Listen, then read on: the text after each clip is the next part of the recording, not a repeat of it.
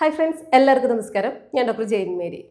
എപ്പോഴും ഉണ്ടാവുന്ന ഒരു ഡൗട്ടാണ്, ബ്ലീഡിംഗ് ഉണ്ട്, അതുപോലെ തന്നെ ഭയങ്കര പെയിൻ ആണ് മോഷൻ പോകുമ്പോൾ, ചിലപ്പോൾ പഴുപ്പും കാര്യങ്ങളും ഉണ്ടാകാറുണ്ട്. അപ്പോൾ ഇത് പൈൽസ് ആണോ അതോ ഫിസ്റ്റുല ആണോ എന്ന് ഡൗട്ടായിട്ട് വരാറുണ്ട്. ഫിസ്റ്റുല എന്ന് പറയാന്നുണ്ടെങ്കിൽ ഒരു അബ്നോർമൽ ഓപ്പണിംഗ് ആണ്. അതായത് ഇപ്പോൾ ഒരു തുരങ്കത്തിനെ നമ്മൾ സങ്കല്പിക്കുകയാണെന്നുണ്ടെങ്കിൽ അതിന് രണ്ട് ഓപ്പണിംഗ് ഉണ്ടാവുമല്ലോ. അത് പല സ്ഥലങ്ങളിൽ നമ്മുടെ ശരീരത്തിൽ ഫിസ്റ്റുല വരാം.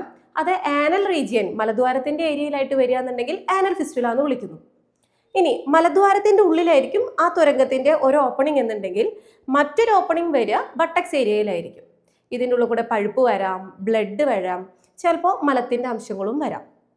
ഇനി ഈ ഫിസ്റ്റുല തന്നെ പെരിയനൽ ആപ്സസ് ആയിട്ട് കുറേ കാലം അവിടെ നിന്ന്, അതായത് നമ്മുടെ ആനൽ റീജിയൻ മലദ്വാരത്തിന്റെ ഭാഗങ്ങളിലായിട്ട് ഒരു പഴുപ്പോ വ്രണം പോലെയോ ഒരു ആപ്സസ് പോലെ വന്ന് പിന്നീട് അത് സർജറി ചെയ്ത് 6 മാസത്തിനൊക്കെ ശേഷം അവിടെ ഫിസ്റ്റുല പോലെ വരാം.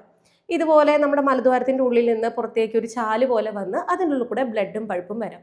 ഇതും പൈൽസും തമ്മിൽ രണ്ടാണ്.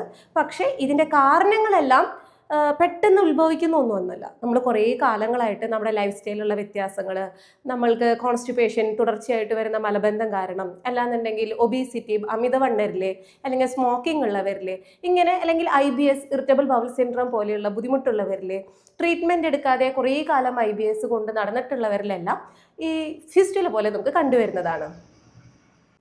ഹോമിയോപ്പതി ചികിത്സയിലൂടെ നമുക്ക് ഇവയുടെ ലക്ഷണങ്ങൾ, അതായത് ബ്ലഡ് വരുന്നതായിക്കോട്ടെ, മലബന്ധമായിക്കോട്ടെ, അതിലൂടെ പഴുപ്പ് വരുന്നതായിക്കോട്ടെ, അല്ലെങ്കിൽ ഈ അബ്നോർമൽ ഓപ്പണിംഗ് ആയിക്കോട്ടെ, ഫിസ്റ്റുല ആയിക്കോട്ടെ, നമുക്ക് ഇവയെ പൂർണ്ണമായിട്ട് ഭേദമാക്കാൻ സാധിക്കും.